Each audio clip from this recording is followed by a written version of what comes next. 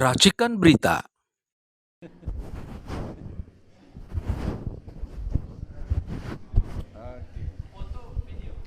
Foto aja. Baik, assalamualaikum warahmatullahi wabarakatuh. Ibu-ibu, bapak-bapak, para tokoh pejuang yang istiqomah, dan saudara-saudara sebangsa setanah air di mana saja berada. Kita ada di forum yang menakjubkan dengan tema Adili Jokowi, makzulkan Gibran Widodo. Saya selalu menyebutnya Gibran Widodo agar jelas ini anaknya Widodo. Forum ini dan kita semua ingin bangsa ini maju. Cara untuk maju kita sudah tahu, kiblatnya kemana, yaitu ke Korea Selatan. Itulah sebabnya PSSI juga mengundang pelatih Shin Tae-yong dari Korea Selatan. Dan untuk menjawab poster ini, saya berharap nanti dalam reshuffle semester pertama Pak Prabowo juga menarik bekas Jaksa Agung Korea Selatan untuk menjadi Jaksa Agung di Indonesia. Karena Jaksa Agung di Korea Selatan itu sudah punya pengalaman mengadili bekas presiden. Ada 5 bekas presiden. Jadi kita mengacu ke Korea Selatan, dan saya ingin mengilustrasikan bagaimana orang Korea Selatan juga heran kepada bangsa Indonesia. Kok presidennya brengsek-brengsek, kok nggak ada yang diadili? Salah satu sindiran orang Korea itu pernah dibuat di dalam film akhir tahun 2000. Judulnya Jakarta. Itu film itu beredar tahun 2001 awal. Judulnya Jakarta, tentang kriminal, perampokan bank.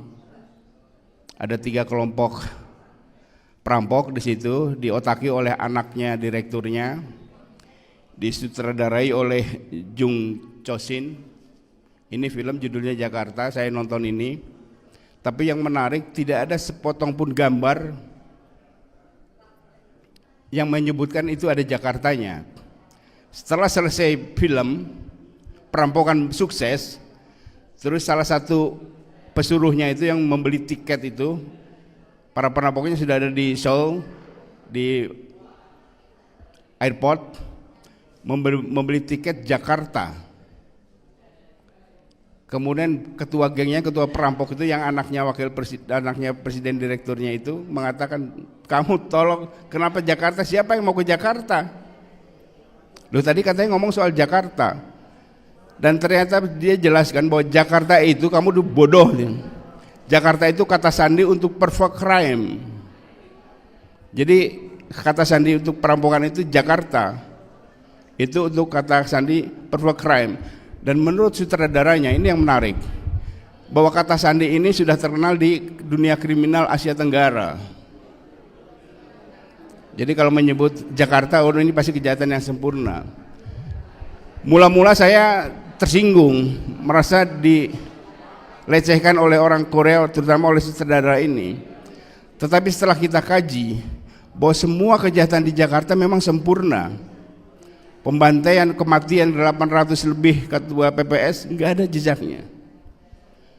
Utang 8.000 lebih triliun dipakai apa nggak tahu, nggak ada jejaknya. Tempo hari waktu Covid ada ratusan triliun juga nggak jelas. Ada pembantaian semua hilang. Kejahatan kita sempurna. Nah, pertanyaannya adalah, apakah kita mau melihat bangsa ini senantiasa di bangsa ini, di negara ini kejahatan sempurna? Menurut saya harus dihentikan. Dihentikan, kita mulai dengan mengadili Joko Widodo, memakzulkan Gibran. Kalau versi Korea, setelah dimakzulkan itu pasti diadili, kemudian dihukum, untuk menjelaskan kepada bangsanya bahwa siapapun yang melakukan tindak pidana ada hukumannya, ada pidananya. Nah, itu sebabnya saya percaya bahwa dalam pidato pelantikannya Prabowo tanggal 20 Oktober itu, yang patriotis. Saya masih yakin, saya percaya kepada Gus Dur karena Gus Dur pernah memuji Prabowo sebagai tokoh paling ikhlas, pemimpin paling ikhlas. Dan Prabowo ini seorang patriot. Begitu Pak Sugeng Waras ya, seorang patriot. Makanya kabinet Prabowo yang menteri-menteri yang dipilih langsung oleh dia adalah para patriot, bukan menteri idiot. Ada jelas bedanya menteri patriot dan idiot. Misalnya Menteri Keuangan itu bukan patriot, karena untuk meningkatkan tambahan penghasilan pajak, kalau menteri patriot dia tambahkan jumlah para pembayar pajak, ekonomi digulirkan agar orang makmur sehingga pajak bisa membayar pajak. Kalau menaikkan pajak dengan menambah beban pajak itu idiot. Dan saya percaya tadi yang sudah disampaikan oleh Saudara Marwan dan kawan-kawan kita semua soal petisi adili Jokowi ini, Joko Widodo, ini harus kita tindak lanjuti dengan membentuk BPPS, Barisan Pendukung Prabowo Sejati. Siapa sih pendukung Prabowo Sejati itu? Yang mendukung Prabowo tahun 2014 dan 2019 yang bertaruh nyawa. Nah, jadi musuh-musuh yang kita lihat, musuh-musuh Prabowo oleh Barisan Pendukung Prabowo Sejati harus dilibas, harus militan. Kalau enggak, orang yang tadi puji-puji itu hanya di bulan-bulanan. Kenapa dia diam saja digituin? Karena tidak yakin ada pendukungnya, tidak ada pendukung militannya. Kalau ada pendukung militan pasti dia juga kalau sekarang mau melawan Holland nggak ada pendukung militan. Nah, kita buktikan bahwa Mama dan saudara-saudara dan kita semua adalah pendukung pemimpin patriot yang militan. Makanya segera diinisiasi Barisan Pendukung Prabowo Sejati ini. Dan sebagai penutup, Bung Refli, saya ingin tadi tergugah membaca sajak tadi yang Mas Tito baca itu. Saya punya sajak jawabannya. Ini tentang burung pipit yang oleh para profesor, para intelektual dibawa ke istana, berharap jadi Raja Wali. Raja Wali dan burung pipit kepada Rendra.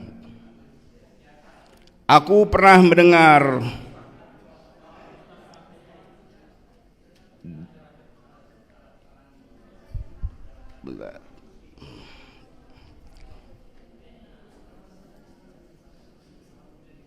burung pipit dan Raja Wali kepada W.S. Rendra.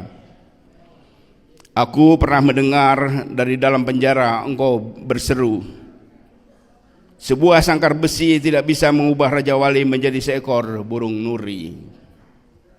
Tapi aku juga pernah menyaksikan para cendik pandai dan profesor dari universitas-universitas kesohor di antara kerumunan massa yang tolol mengarak burung pipit yang dijaring di pematang sawah, dilepaskan di halaman istana, dan mereka percaya burung pipit itu akan berubah menjadi Raja Wali. Sungguh mereka lupa demokrasi memang bisa mengubah segala sesuatu sesuai kehendak rakyat. Tapi demokrasi tak pernah bisa mengubah burung pipit jadi Raja Wali. Penjaga langit tempat para pendiri bangsa menggantungkan cita-cita kemerdekaan. Sekarang aku sedang menyaksikan burung pipit hanya bisa bercicit-cuit, sedang burung-burung kondor di sekelilingnya asik mencabik-cabik bangkai dalam pesta yang akan segera usai. Terima kasih. Wassalamualaikum warahmatullahi wabarakatuh.